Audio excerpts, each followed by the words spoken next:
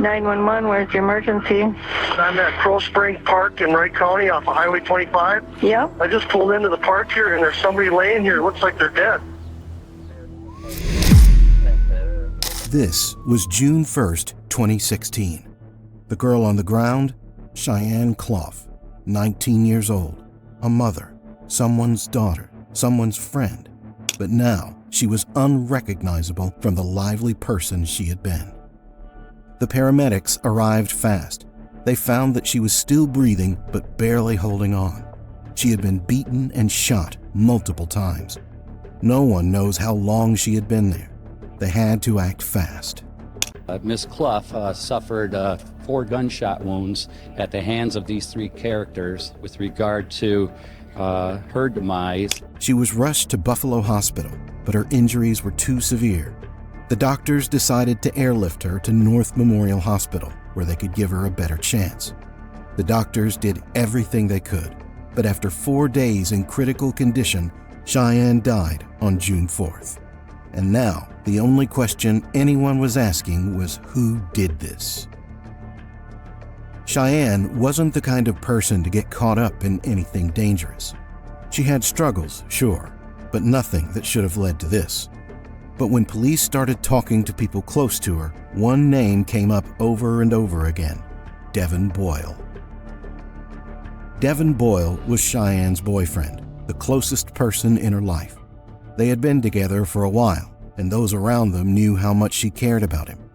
Despite his criminal record and a history of getting into trouble, there was no known tension between them. To most people, their relationship seemed steady, but still, given his past run-ins with the law, the police couldn't ignore the possibility that he might have been involved. The police didn't waste any time. They needed to find Devin. But that's when the case took on an unexpected turn. Devin Boyle was already in custody. Police checked their records and found that he had been arrested since May 31st, 2016, the day before Cheyenne was found. He was already in jail on unrelated charges. He hadn't even been free when the attack happened. This changed everything. At first, it seemed like an open and shut case. But if Devin was locked up when Cheyenne was shot, then someone else had pulled the trigger. Still, the police weren't ready to cross Devin off the list. Just because he hadn't done it himself didn't mean he wasn't involved. Maybe he had planned it. Maybe he had help. So, they brought him in for questioning. Okay, I need to talk to you about Cheyenne. Can you pronounce your last name for me? Oh. You got arrested by bounty hunters? Yes. When was that? Yesterday. Yesterday? Where was that at? The 30th. The 30th? In Maple Lake. Okay, where at Maple Lake? I don't know the address of the house. Whose house was it? A friend of me, Justin. Justin's house? You know his last name? No. What time were you arrested? 1 o'clock in the afternoon. 1 p.m.? Was your girlfriend with you? Yes. Okay, who else was there? Natasha. What's her last name? I don't know. Okay. I told you what has happened to Natasha, or excuse me, to Cheyenne. And the situation basically is not good. Can you help me out with kind of knowing what would have led to that? Someone being absolutely brutally upset with her to go to the level of trying to kill her? I don't know, man.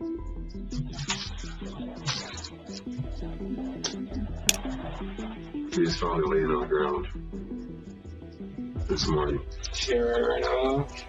She's at Mercy Hospital with a bullet through her head. She's in horrible shape, and we don't know if she's going to make it through the night. Who do you think she would have been hanging out with early in the morning hours last night? I don't know who she was with. I understand.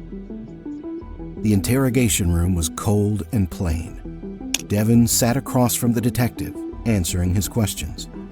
He denied everything. He said he had nothing to do with what happened to Cheyenne.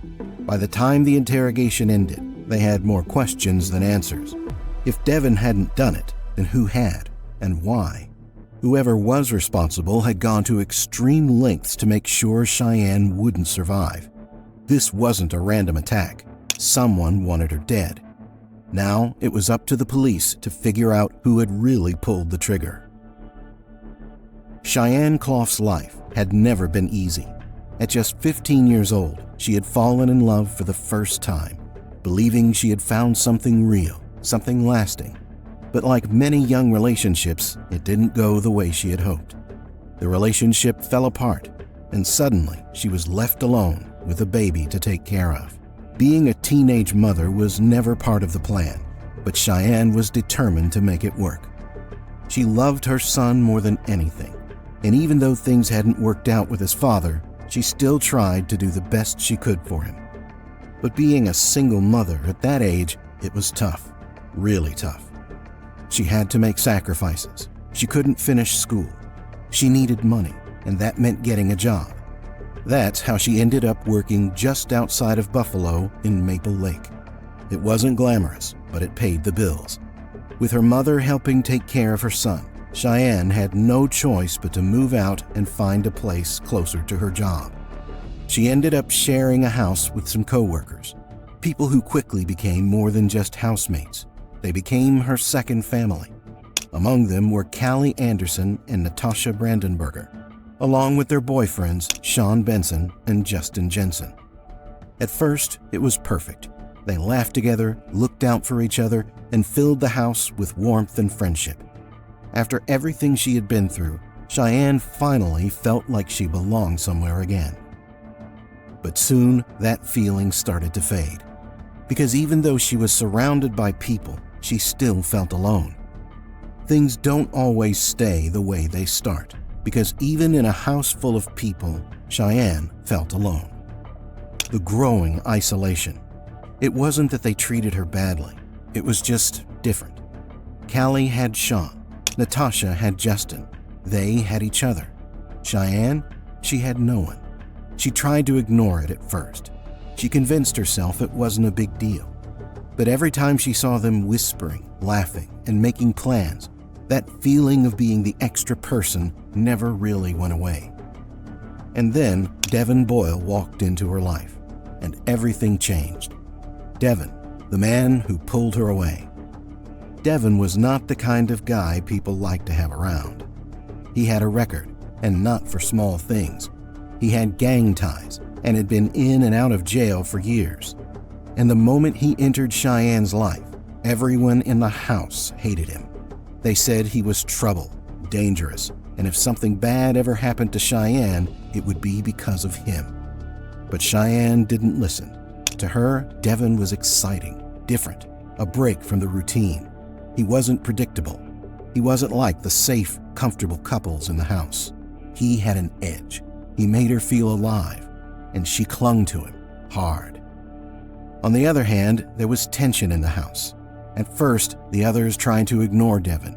They figured he'd be gone, just another bad boy phase. But he wasn't. He started showing up more and more, staying longer. Eventually, he was always there. And the more time he spent in the house, the more uncomfortable things became. They didn't want him there, and they weren't shy about saying it. And in no time, it all came to a breaking point. It started with small fights. Callie and Natasha told her they didn't like him. They didn't trust him. They didn't want him around. Cheyenne brushed it off. They didn't know him like she did. Then the fights got bigger. Doors slammed. Voices were raised. It wasn't just about Devin anymore. It was about Cheyenne choosing him over them. Because that's exactly what she did. She chose him. And the house wasn't the same after that. Everyone in the house was afraid of Devin. They thought he was the problem. They were convinced that if Cheyenne ever turned up hurt, missing, or worse, he'd be the one to blame. And so, when the day finally came, when Cheyenne was found bleeding and unconscious, every single one of them believed Devin was responsible. But they were wrong, because the person who would eventually betray her wasn't Devin. It wasn't the man she should have feared. It was someone inside the house. Someone she had called a friend. Someone who had lived with her, laughed with her, shared meals with her. The real danger had been right in front of them all along, and by the time she realized it, it was too late. Now here's something that didn't sit right. Devin wasn't arrested by the police. It wasn't some big operation, no detective knocking on doors. It was a bounty hunter who got him. And that's interesting. Bounty hunters aren't like cops. They don't have the same resources, the same investigation tools. Their job is simple: track down fugitives who skip bail and bring them in. So the question was, how did this bounty hunter even find Devin? He wasn't running. He wasn't hiding. He was right there in the Maple Lake house, the same house Cheyenne and her friends lived in. That meant one thing: someone told. Somebody in that house tipped off the bounty hunter, leading straight to Devin's arrest. And if that wasn't true, it raised a whole new question. Why? Was it just to get rid of him? Or was there another reason? Because just hours after Devin was taken away, Cheyenne was shot. Cheyenne was killed with a .22 caliber revolver. That much was clear. But there was a problem. Nobody in the house had that kind of gun. At least, not officially. Justin Jensen didn't own one. Devin didn't have one either. So where did it come from? And more importantly, who pulled the trigger? Devin's interrogation only made things more unsettling. He told the police that the last time he saw Cheyenne, she had been with Natasha Brandenberger at the Maple Lake house. She had been fine, alive, just going about her day. He also mentioned her car, the 2008 Honda Accord. That car was found at the crime scene, but before Devin was arrested, it had been at his house. So that meant someone from inside that house had driven her car to the park where she was found. Who and why? Police didn't know yet. With new suspicions surrounding Natasha and Callie, police made their way to the Maple Lake house, expecting to bring them in for questioning. But when they got there, the house was empty. Not just quiet, abandoned. Natasha, Callie, Justin, and Sean, gone. This door had to be forced open. It was just a bit of a patio area.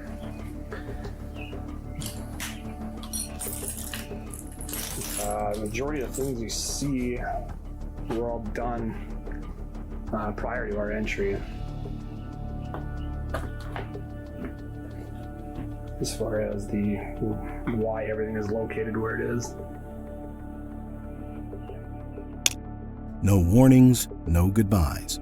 They had vanished without a trace, and they hadn't left neatly. The house looked like something bad had happened there. Furniture was overturned. Clothes, papers, and trash were scattered across the floor.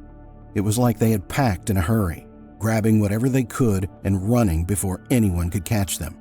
But they didn't leave clean, because what they did leave behind told a whole new story. The moment officers stepped inside, they knew this wasn't just an abandoned house. It was evidence. Scattered across the floor, they found shell casings, spent rounds, fired bullets, and on the coffee table, more cartridges just lying there, like someone had been handling a gun in plain sight.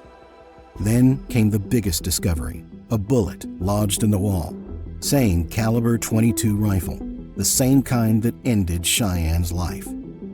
Everything pointed to one thing. This wasn't just a house. This was a crime scene. Cheyenne had lived there, so had the people who left, and now this house held the truth. The people who were supposed to be her friends had disappeared. They hadn't stayed to defend themselves. They hadn't answered their phones. They had run. And when people run, it's usually because they have something to hide. Just when the officers thought they had seen enough, they found one last piece of evidence. Something small. Something easy to overlook. Natasha's ID. It was lying there, buried in the mess, carelessly left behind. If she had been trying to disappear, she hadn't done a good job. That ID placed her inside that house, in the middle of everything that happened. Now, it wasn't just a case of missing friends. Now, it was something far worse. What had started as a murder investigation was turning into something else entirely. A group of close friends suddenly gone. A house that looked more like a battlefield than a home. A gun that no one was supposed to have, but somehow someone had gotten their hands on. And the one thing tying it all together, the people who had disappeared. Before, all eyes were on Devin. Everyone thought he was the obvious suspect, but now the focus had shifted. Because Cheyenne's so-called friends weren't just avoiding the police, they were hiding something. Something bigger, something darker. And soon the truth would come out, one way or another. The investigation had already taken unexpected turns, but what came next, no one saw it coming. While combing through social media, investigators took a closer look at Justin Jensen's Facebook page. They weren't sure what they were looking for, maybe clues about his whereabouts, maybe a connection to someone who could give them more insight. Then they found something. One of Justin's closest friends, a guy named Edward Zelko, had left a message that set off alarm bells. He was afraid. The message said he was heading to International Falls, and it wasn't just for a trip. He was running. And the reason? He believed that Justin Jensen and someone named Sean Kirby were going to kill him. Now, the police had two names in play, Edward Zelko and Sean Kirby. Who were they? How were they connected to the crime? And most importantly, why did Edward think his own friends wanted him dead? It didn't take long for detectives to realize they weren't just looking for Cheyenne's killers anymore. They were looking for fugitives. As investigators worked to track down Justin and his group, a BOLO, be on the lookout, alert was sent out. It didn't take long for a gas station owner just outside Minneapolis to call in. He told police he had seen a group that matched their description. He even had CCTV footage from his store. When detectives reviewed the tape, everything clicked into place. The footage showed two cars pulling up to the station. One of the drivers, Justin Jensen. The other, unknown. But inside those cars, the people they had been searching for. Justin and Natasha were in one car. Callie, Sean, and an unidentified man were in the other. And there was something else. They weren't just passing through. They were loading up on supplies. Water, food, gas. They were preparing for a long trip. Maybe even a trip across the border. But now, time was running out. Detectives knew they had to move fast. They had already lost time tracking them down. If they let them slip away again, they may never find them. The moment they had enough intel, law enforcement launched a full-scale operation to stop them before they reached the border. And on June 4th, 2016, just 3 days after Cheyenne was found, police caught them near International Falls. One by one, they were taken in. And now, for the first time, investigators could finally sit them down and start getting answers. The detectives had a strategy. They believed that the girls, Callie and Natasha, would crack first. Unlike Justin and Sean, they had never been in this situation before. They weren't hardened criminals. They weren't used to sitting in an interrogation room, being grilled for hours, knowing that one wrong word could change their lives forever. So, police started with Callie, but there was a problem. Something was off. When Callie was brought in to the Ching County Sheriff's Office for questioning, something about her was wrong. She wasn't scared. She wasn't nervous. She was out of it. Her words were slurred. She kept losing her train of thought. Prior to coming up here, where were you? Maple Lake. Maple Lake? You know what day you left to come up here?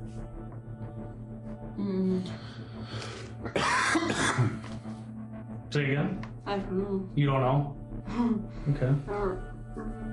How did you get up here?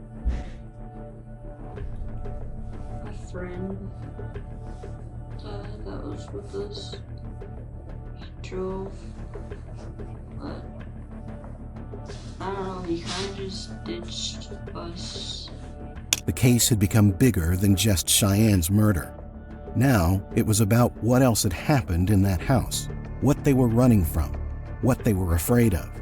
And the biggest question of all, who actually pulled the trigger? The interrogation with Callie Anderson started slow. Detectives had to push, jog her memory, and reframe questions, trying to get anything useful out of her.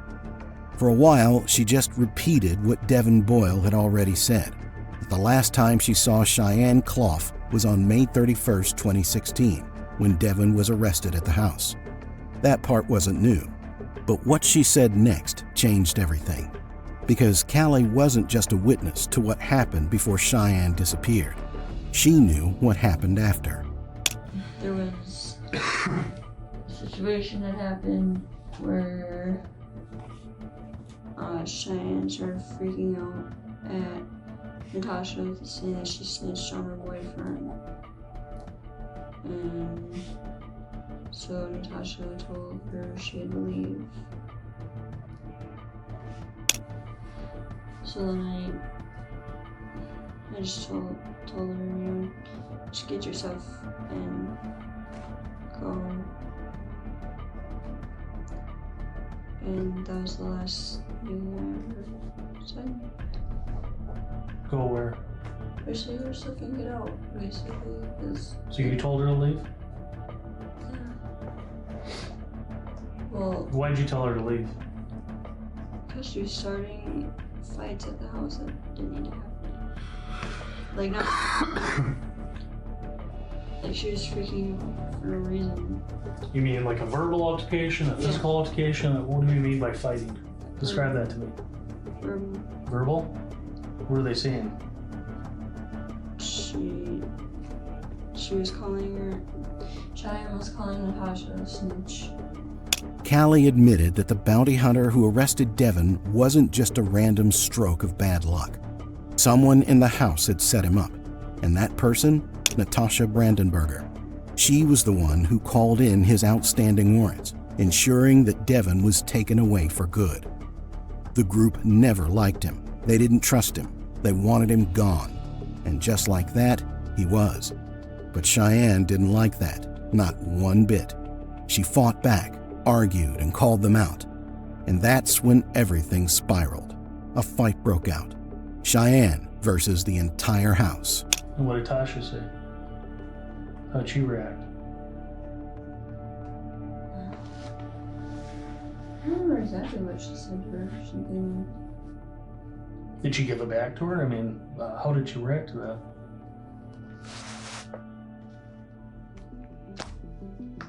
Did I? What? I'm asking, how did Tasha react to Cheyenne yelling at her, claiming that she was a snitch? I don't remember exactly how she reacted. I know that she called Justin and said that she was freaking out at her, and Justin just said, then tell her to leave and ride out of there or something, and Cheyenne got a ride. I don't know what happened after that. Callie claimed that Justin Jensen was the one who wanted Cheyenne gone for good. He saw her as a problem, a threat. She knew too much, and so he made a decision. Callie said that after the argument, Justin told the group they needed to get rid of Cheyenne. And what did that mean? She wasn't sure.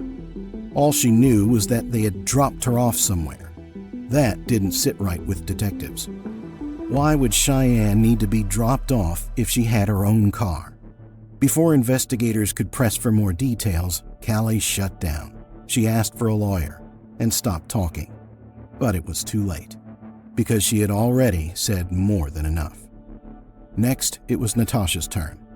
Detectives weren't sure what to expect, but the moment she sat down, they knew they had a chance. She was already falling apart. She was crying, shaking, struggling to keep it together. Before they even asked a question, they could tell she was carrying something heavy, and now she was about to let it out. Hi, Detective Ellis, the Wright County Sheriff's Office. It's Detective Lindquist. So, we're here to talk about something, and I think you probably know what that is. Okay. You don't know about Cheyenne?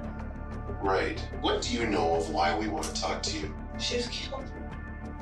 I'm not gonna lie for anybody anymore. Please don't. I was freaking out because I wanted to turn myself in.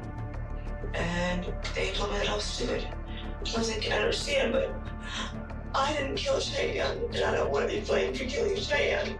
$1 million question, honey. And this is your life on the line. Either you cooperate or not. She thought you turned her boyfriend in. And then what happened? It was like 1 o'clock at night. And it was just Cheyenne and I and Kelly. And she got all snippety with me for turning him in. And started getting loud, and I told her she needed to leave the house. And Justin wasn't home yet. And I was like, listen, you have to, until Justin gets here to get and she's like, I'm not leaving. And she kept getting disrespectful, rude, and making snarky comments. And I was like, listen, either you leave now or I call the police. And then she started getting on the start about, well, if you're gonna turn me in, then we're just gonna turn Kelly in also. Natasha filled in the missing pieces. She explained that during the fight, Cheyenne had made a dangerous threat. If Natasha had called the cops on Devin, then Cheyenne would turn Callie in. See, Callie had a warrant too. She had been arrested for assault once, but she got bailed out. And then she never showed up for her bail hearing. That meant if someone turned her in, she'd be going straight back to jail. That was the moment everything changed. The moment the argument turned into something far more serious. Because now, Cheyenne wasn't just an old friend who had fallen out with the group. She was a threat, and Justin Jensen wasn't about to let her walk away. On May 31st, 2016, Justin had been using meth that night. So had Edward Zelko. And while they sat in Edward's car, high and paranoid, Justin made a decision. Cheyenne had become a liability. She was threatening to turn them all in. She was a snitch, a troublemaker, so he gave the order. Justin told Sean and Edward to take Cheyenne somewhere isolated, and then put 2 in the back of her head, just like that, like it was nothing, like it was just another task.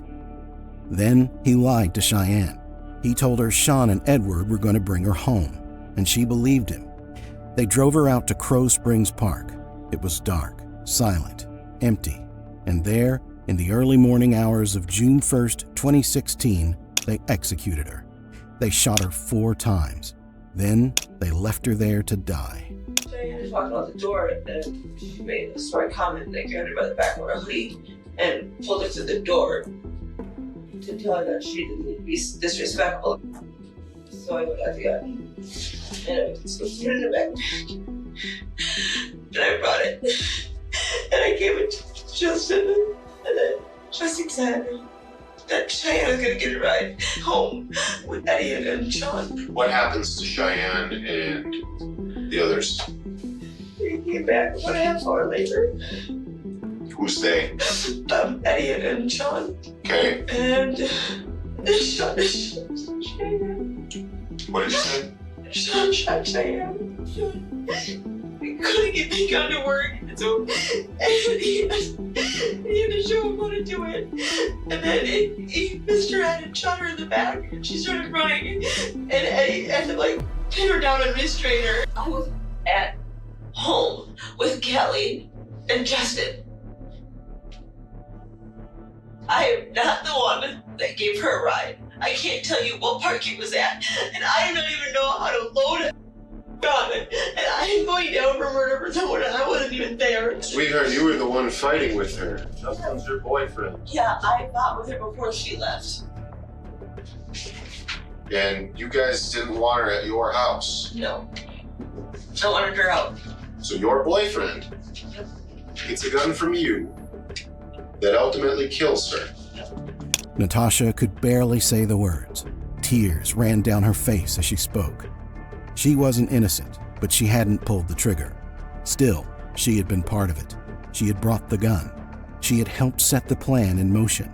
And now, Cheyenne was dead. For the first time, detectives had the full story. This wasn't some random act of violence. This wasn't a mistake. This was a targeted execution. And it all started with betrayal inside the house. They had been her friends, her family, and in the end, they had left her to die. Now, they would have to face the consequences. Cheyenne Clough thought she was going home. At 2:45 a.m., she pulled out her phone and texted her mother. She said she was on her way, and for a moment, maybe she believed it. But the people in the car with her, they knew the truth. The car turned down a gravel road near Crow Springs Park. Edward Zelko was driving. Sean Benson sat beside her. Cheyenne had no reason to be afraid. These were her friends, people she had known, lived with, trusted. So when the car slowed and stopped near the park, she didn't question it. She got out. Maybe she thought they were just stretching their legs. Maybe she thought they wanted to talk. Either way, she didn't see it coming. Not until it was too late. The moment Cheyenne stepped outside, everything changed. She wasn't going home. She was never meant to. Sean and Ed attacked her right there in the dark, their hands grabbing, holding, and pulling her down. Cheyenne fought. She screamed. Nearby residents would later report that they heard a woman's screams echoing through the night, followed by gunshots, 4 of them. Then, silence. At 3 a.m., Cheyenne lay bleeding on the cold ground, shot 4 times. And just like that, it was over. About 20 minutes later, Sean Benson walked back to the car, without Cheyenne. Without hesitation, they drove back to Maple Lake. When they walked through the door, Justin Jensen was waiting. Sean told him what happened. "It's done," Justin nodded. No surprise, no shock. Like this was always part of the plan. Not long after the murder, Edward Zelko started acting strange. Something about him wasn't right. While everyone was trying to lay low, he was panicking. Then detectives found his Facebook messages. He was planning to leave, and the reason? He was afraid of Justin and Sean. He believed that if he didn't disappear soon, they would kill him too. That's how terrified he was, because he had been part of something he couldn't undo, and now he was next. It was clear they had no intention of sticking around. They weren't just running from what they had done. They were running from each other. They had already planned to get out of town, and with Cheyenne dead, it wasn't just an idea anymore. It was a necessity. By the time the police caught them, it was too late for excuses. The evidence was piling up. The walls were closing in. And now, it was time to face the consequences. Hi, good afternoon, Kim. Prosecutors say the murder of Cheyenne Clough was deliberate and planned. Go ahead and take a look at the suspects here who face charges now in this investigation. Sean Benson, as you just mentioned, has been charged with second-degree murder. Edward Zelko and Justin Jensen face charges of aiding and abetting murder in the second degree. Thomas Nicholson has been charged with aiding an offender to avoid arrest, which is a felony. Justin Jensen, Sean Benson, Edward Zelko. All 3 men pled guilty to second-degree murder. Their sentences, 30 to 40 years in prison. Justice, at least on paper. But here's the part that doesn't sit right. The part that no one saw coming. Both Natasha and Callie testified against them. They stood in court, told their side of the story, and in the end, they walked free. No murder charges. No real consequences. The case was framed to make it look like Justin was the mastermind, like Sean and Edward were his enforcers. And maybe, in some ways, that was true. But there was more to it, because the real reason Cheyenne died, it wasn't just Justin. It wasn't just Sean or Ed. It was Natasha and Callie. It was their fight with Cheyenne. It was Natasha's decision to set Devin up. It was Callie's grudge and her anger over Cheyenne threatening to turn her in. It was them. And yet, in the end, they were never held accountable.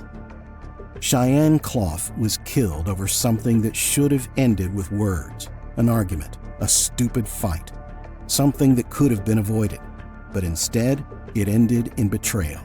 And now, the people responsible were either locked up for life or walking free like nothing ever happened. Cheyenne never got to go home that night. She never got to see her son grow up. And all because the people she trusted the most turned against her. Justice was served, but was it really justice? Because the girls who walked free were also fully responsible.